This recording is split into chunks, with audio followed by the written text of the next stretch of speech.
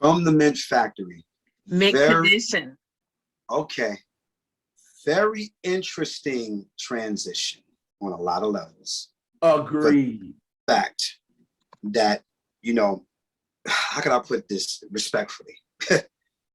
Definitely a signal in where you knew the sonics of what they already had pushed as a band. But here's the thing, it was still pretty much regimented, technical, technologized R&B pop funk. It wasn't what it would become. In my opinion, definition of a mad band is their best album because they finally settled in to where they were. So from the Mint Factory was the perfect thing as to where, okay, this is where we're going with this. Now we kind of hinting some things, but it's like they didn't fully realize it until they did that. Until they got to the definition of a band. Yep. Yes. I got you. I would say transitional. Very transitional. I agree. Yeah. Wholeheartedly. All right. So I had to throw a wild card up in here. I had to. Come on. I'm ready. And an album very near and dear to me. Plantation Lullabies. Michelle and Degiacello. Nah. I told you, bro, when you text me, I said, we getting it together now. Can I give you my answer visually? Yeah. Followed by my words? Yeah.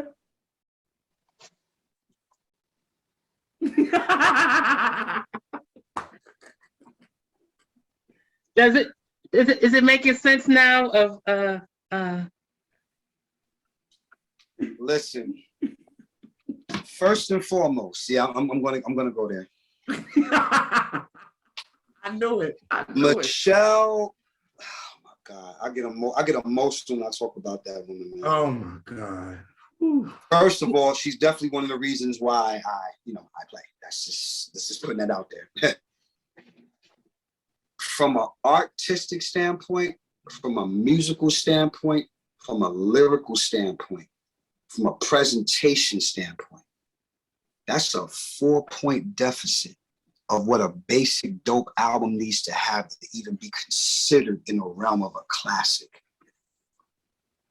And the fact that Michelle was so unapologetically who she was, and cohesiveness between the rapping, the poetic stance part of it, and the singing, and just the fact that she was switching gears.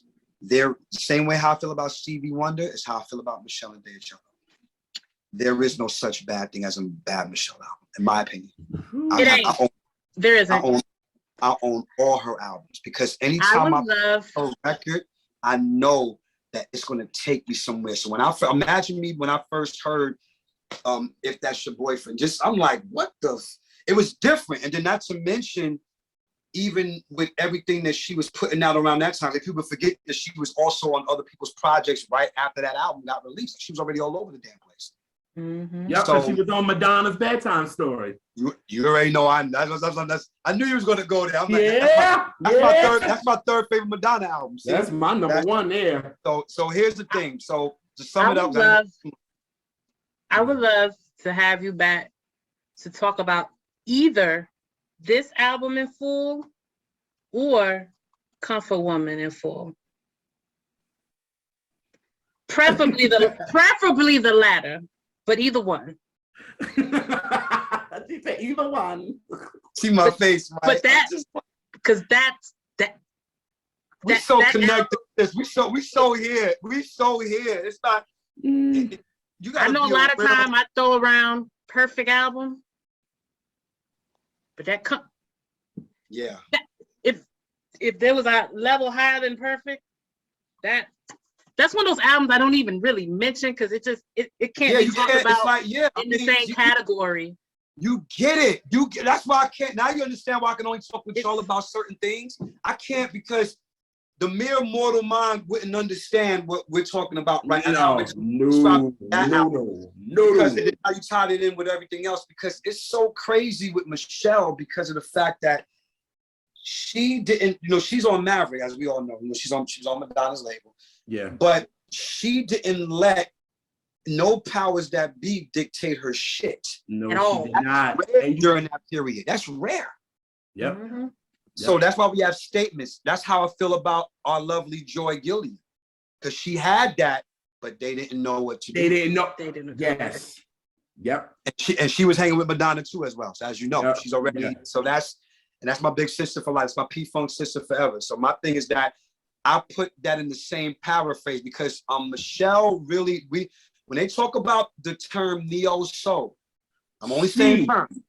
Her. She, Joy, we don't talk about the feet. I mean, before, and I'm saying that because they're all friends. That's why I'm not creating no competition. I'm being honest. Her and my other big sis, who we don't talk about enough, the lovely Dion Farris. Nope. Mm. Nope. We don't talk about her enough. They try to pigeonhole her to one.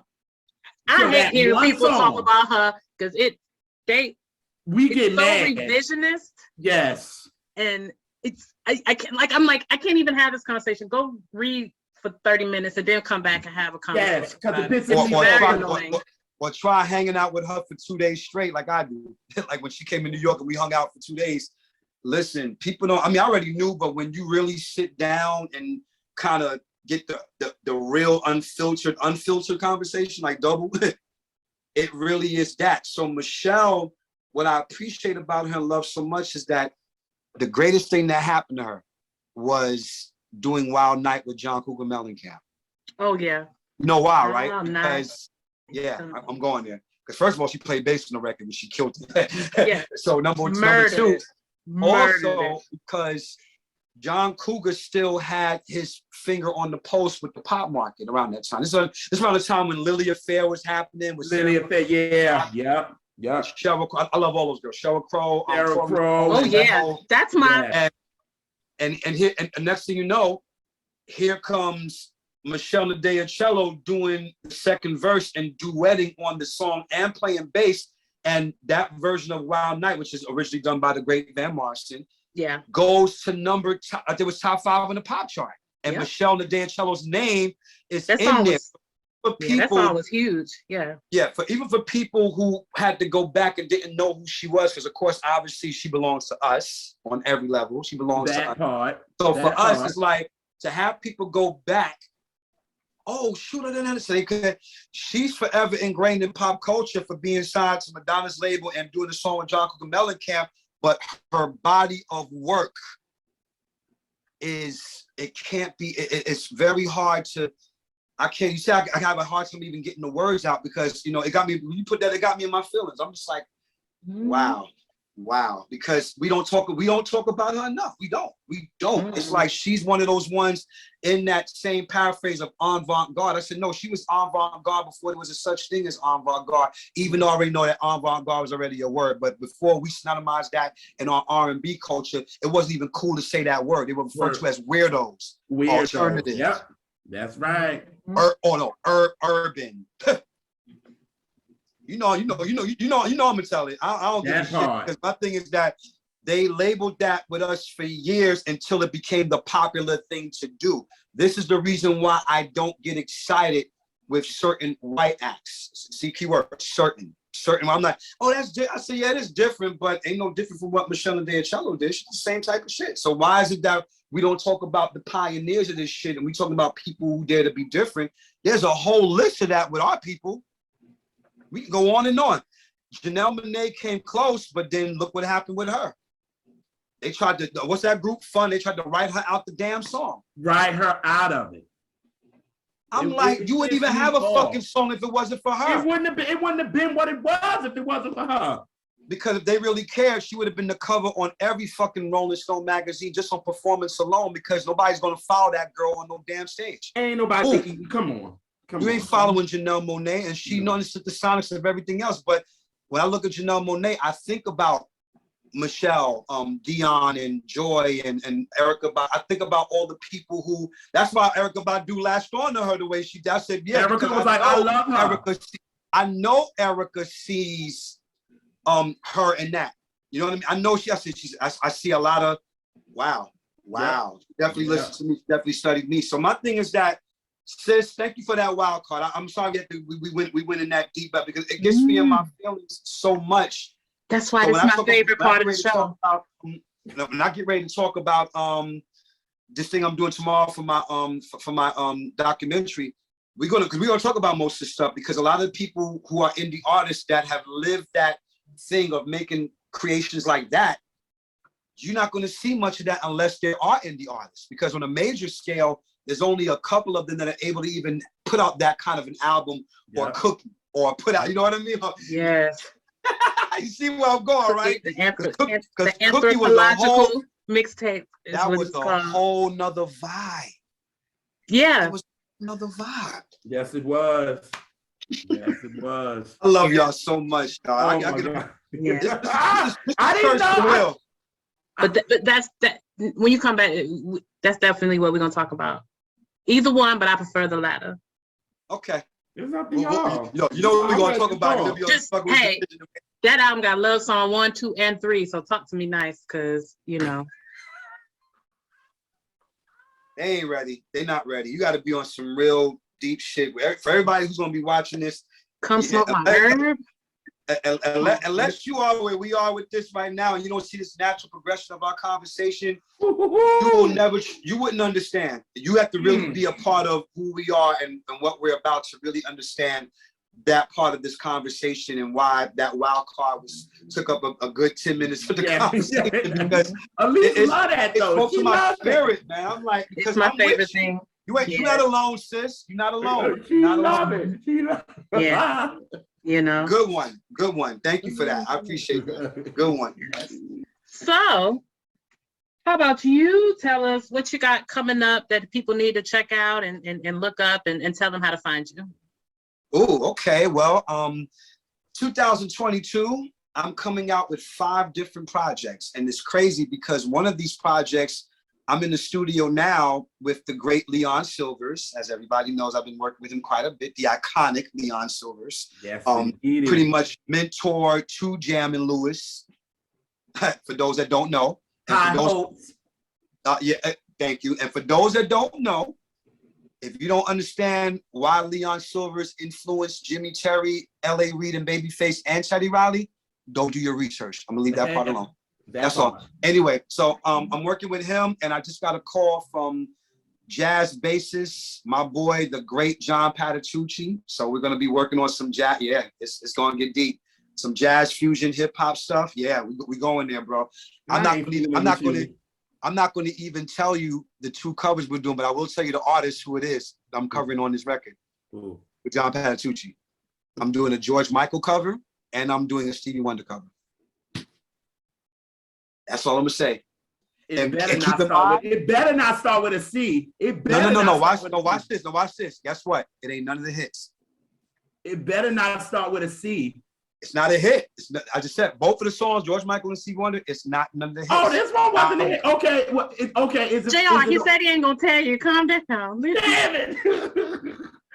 All I'm gonna tell you, no, John just sent me the stems today. He just sent me the I'm simultaneously working. It's just crazy right now. So okay. Of course, I'm still writing. I'm almost finished with my book, which will be out this year. I'm putting out 2 books. One book is going to be Music, Money, and Girls, My Life Story. And the other book is going to be called The Black Pop Movement, where I talk about Dion, Aretha, Tina Turner, and we talk about Luther Van. We talk about the old school and the new school artists that created what I call the Black Pop Movement. These are artists that were hot in the 60s and 70s, but even hotter in the 80s. Pointer Sisters. We're gonna talk about that whole computer period, that whole technology keyboard synthesizer period of those artists that sold them on records. So I'm paraphrasing all that now. I'm gonna put up a few posts from chapters on my Facebook, so make sure y'all look out for that too. I put up one already, and I hashtagged it Black Pop Movement, so be on the lookout. So in case anybody's trying to take my shit, you can check the morning. You better believe it. So also, not only are we doing that, but also I told you the 5 projects that we're doing. That jazz project I'm doing, John Patitucci Jazz Fusion Project. And then also 2 documentaries. I just got offered to be in one about the indie artists. I was approached by my boy Paxton Beffa, who him and his team have heralded me one of the top indie artists in the last 15 years, which I'm so humbled by to even be mentioned in the top 15 or top anything. So it's a blessing. And of course, I'm working on my own documentary now as we speak. I don't know when that be because we just really kind of start to get the ball rolling on that. But I start filming the other documentary that I'm a part of tomorrow morning. So Nice. that's how we are. So they can find me on the usual suspects: Instagram at Planet 12 Law, Twitter at Planet 12 Law, Facebook.com/Law Planet 12, and YouTube Planet 12. Of course, you can find my music, all 3 of my albums, the Planet 12 Syndrome, the Planet 12 Live Sessions, and Mega Dope Maniac, which is available on all digital platforms, which is Spotify, Tidal, iTunes, you name it, it's there. Go get you some. Yep, so y'all can go listen to Ken Get It with him and Jelly Bean. See, now. Yes. You know when it came out, I promote the hell out of that thing. By the way, wait. Hold that thought real quick, y'all. I'm still talking to y'all. Hold up. While I'm here, since you said we promoting shit, I'm here to tell you. Matter of fact, y'all gonna love me for this. Just came out last week. Vinyl. What? So for all those who want to get this incredible album, which features the hit single, She Can Get It, featuring me, the legendary, iconic Jelly Bean Johnson, the legendary, iconic Monty Moore, and the legendary, iconic Tony M from New Power Generation. So it's so funny because we're talking about Janet, and you already know why I put those two together, because we talk about Jimmy and Terry. We also have to talk about Jelly Bean and Monty too, because at the ending of the day, Monty Moore wrote and produced Pleasure Principle. Jelly Bean Johnson also wrote and co-produced Black Cat. So how interesting is that I have a record that features Jelly Bean, Monty Moore, and Tony M, Minneapolis meets Brooklyn. It's all on this incredible album, which also features Tamar Davis, which is one of Prince's last proteges, an incredible badass singer in her own right on every level with everything that she's done. So the vinyl's out, so make sure you go to www.jellybean-johnson.com. So make sure y'all get that incredible album, funk, R&B, rock and roll, and hip hop on every level. Music diversity is sexy. It's a proud moment for me. My second time on a vinyl record, living proof of why it pays to be an indie artist. I ain't have to go through no middleman. I ain't have to go to no record label. When people believe in you, this is what happens, y'all. This is definitely a crowning achievement for me as a producer, because nobody else can't say, nobody can say that they got to produce Jelly Bean, Monty, and Tony M. But I can. Yes. So that's it. Thank y'all so much. Yeah. And we thank you, like, you know what I'm saying, we always love to talk to you on or offline. And so thank you for coming back, and thank you for inviting me. Michelle. Of course. Oh yeah. Yeah, just I set the date, bro. Set the date. I kind of know when I brought it up, I was like, this is, I knew. Yeah. Because everybody's not, and that's why that's why I was so curious. I'm like, what wild card is she gonna throw at? And I was waiting. I'm like, let me see, because it's not really any album that we've never discussed or anything that we haven't brought up or talked about. Here's the thing.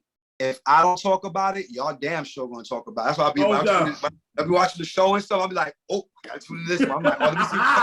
Because I'm already I'm there. Because because everybody don't set my soul on fire the way y'all do. So it's almost like we can talk about this shit. I said, because everybody else is like deal with headlights. I'm looking at it like, oh, okay, you're obviously not on that level. But guess what? No disrespect to you. I'm going to go over here with the people that kind of know what we're talking about. Respectfully. Call it snob shit. I don't care, man. You just got to be on it. But yeah, definitely. Yeah. So we appreciate your support. We appreciate all the support of all our viewers, of sharing and just getting the word out and wanting to learn and wanting to talk to us. We love it. Thank you so much for the invite. Thank you for having me. R&B representatives, like I tell you all the time, keep shining, keep going. The platform is growing every day. I love watching y'all. I love just looking at how the numbers and how people just coming in and viewing and just understanding and supporting, because as y'all know my phrase, support or shut up, because we sit here and people talking about bring the real music back, but the real music never left. As long as you got people like me, yourself, and Baby Bro doing our best and promoting not just the classic stuff, but new stuff as well, and getting into the product, we are doing our part. We're all in this together. And if people align that more, that's what we continue culture. Because God forbid, if a bigger thing happens for me, it happens for y'all too. Because you better believe they put me in front of that department. We're like, well, what can we do for other shows? I'm like, well, R&B Represents is a show that I feel should be on BET. Why do you think I was in California? I wasn't in California just for RRR. I was in California because I was making some moves to solidify my present and my future as we go into this year and next year, because it's an opening door. So I just want to thank y'all guys once again. Stay sucker free, stay independent, and continue to control your platform, because God is not done blessing y'all guys yet. I promise you. There's more to come. This is just the tip of the iceberg, baby. No. Yes. And I can't wait for my shirts. So we're gonna talk about that. Oh, we want it. So yeah, once again, we thank y'all for tuning in, and we will catch y'all on the next Catch That. Peace, y'all. Peace.